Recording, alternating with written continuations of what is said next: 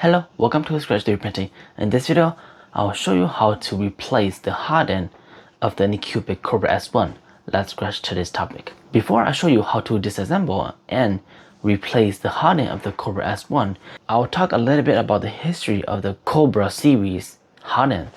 So as you know, the Kobra 3 is just like a normal hot end, right? With the nozzle, you just screw in the nozzle to the heat block and then you can start printing. But there's a flaw in Anycubic's design. The flaw is that it keeps leaking from the top or the bottom of the nozzle. And so it becomes a bigger problem with so many of their Kobra 3, and Anycubic has created this form saying that if your Kobra 3 has a leaking nozzle, you can contact them and they will send you a free replacement of their hot end. And they actually did. I received mine and I put it into my Kobra 3, and from that point on, there was no leaking. But there's a downside to that, huge downside. If you want to replace the nozzle, you have to replace the whole heat block. The heat block with the nozzle in there. You can't just buy nozzle and replace them, because the new style of Anycubic's hot end for the Kobra series is that they use some sort of super strong adhesive glue and basically glued the nozzle inside the heat block, so it's very difficult for you to change the nozzle only. I tried once and I broke the head of the nozzle itself, but the thread is still inside the heat block, so I gotta buy replacement for the whole thing, which is a bummer. You can't really buy like other types of nozzle, hardened steel nozzle or like a ruby nozzle, but hey, what can you do, right? Well, enough of that. Let's go over to the Kobra S1 and I'll show you how to take off the hot end and replace it with a new one. Okay, so here we go. I'll show you how to remove the head here. So let's pull this towards us a little bit. To remove this plastic piece right here, you just twist this thing or like just wiggle it and pull it, but be careful. Do not yank it out. Squeeze and just pull a little bit like this. Okay, we got it. The reason why you don't want to yank it out is because it's attached to the fan here. So now that we got this, I'm gonna take that off or detach the fan from the print head. So right here is your hot end right here. I'm gonna take off the silicone so that you can see the whole thing.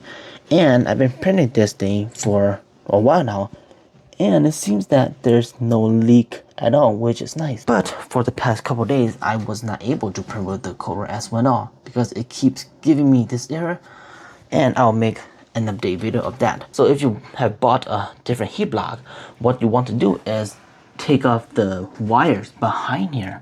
So there's a wire for the thermistor and for the heating. So you need to take those off. So those wires are back there.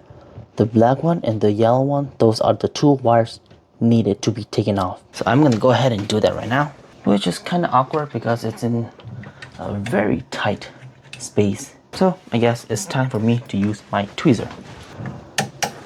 So this one right here is a little bit different from what I had worked with. I finally got it taken off, but now Anycubic put these two wires in one single connector instead of having separate connectors. So this one is not those one that you just pull right off. As you can see right there, there's a lever or a latch right here that in order to take this off, you need to push the top part right here. You push this top part and then that thing lifts, and by doing that you can pull it out. Okay, so now that we got that out of the way, the wire unplugged, we can see this latch right here. What you want to do is pull this lever up right here. Pull that all the way up, and now the heat block is released. So we just need to unattach the wire from back here, take it off from this lock piece right here, and the nozzle will come right out. So let's take a look at the nozzle here. Let's take a look at this. Right here is what I'm saying right here. You can see that inside there, there's the white ring that is the adhesive. Lots of adhesive gluing the nozzle to the heat block. That's filament. But in there, you see that the white part right there, that's glue adhesive, making this not leakable. But it's also so strong that you cannot replace the nozzle itself. If you want to replace the nozzle, you have to replace this whole thing. And this is interesting, look at that. It's a white plastic piece or whatever this piece is inside of this tube, which is quite interesting. So I'm gonna try and take out this filament by heating up the nozzle. So I'm gonna hold this and I'm gonna use my blowtorch and just heat up the back here. I can heat up the heat block here. This is where it heats up the heat block too, so it's gonna be totally fine. With that, let's try and pull this filament out. There we go. Slowly pull it. You don't want to pull it too fast. Yes, you want it to have that. You want it to have the nozzle shape size at the end, which is good. I just want to see this inner tube here. Can you take this out? Wow, that's very cool, interesting. This is like a bowling tube. I wonder if your filament melts inside here. Is it gonna get stuck with this? Okay, I tried to take this out, but it looks like I can't take this out. It could be that it's glued in with the nozzle. So everything here is all glued in. And like I said, you can't really replace the nozzle. You need to replace this whole thing. Okay, enough with all of this. Let's put this back. Okay, to install a Hotend like this, you need to make sure that the nozzle is toward you, not toward the back like this. The nozzle is toward you. So we just do the opposite.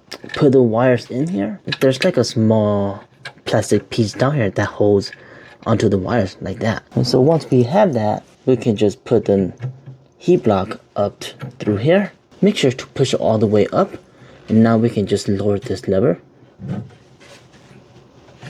all the way down. And this is secure. The last step is just to plug in the wires at the back here, which is simple because it's integrated into one. So you just need to plug it one time. Push it until you hear a click. A new heat block with the nozzle is installed. Now we can just put the silicone back, put the fan back, so attach the wire, and now you just put this back in place. And just like that, we have replaced the Hotend of the Kobra S1. There you go. Replacing the Kobra S1 nozzle or Hotend is pretty simple, pretty easy to do it. But the only downside is that you can't just change the nozzle. You need to buy the whole heat block with the nozzle and replace the whole thing. I'm not gonna try and remove the nozzle because I did that once and the head of the nozzle just came off. So I'm not gonna try it again, but that will be it for this video. If you still have any questions, leave a comment down below. Leave a like on this video, subscribe to my channel because more amazing videos like this is coming all the time. And as always, keep on 3D printing.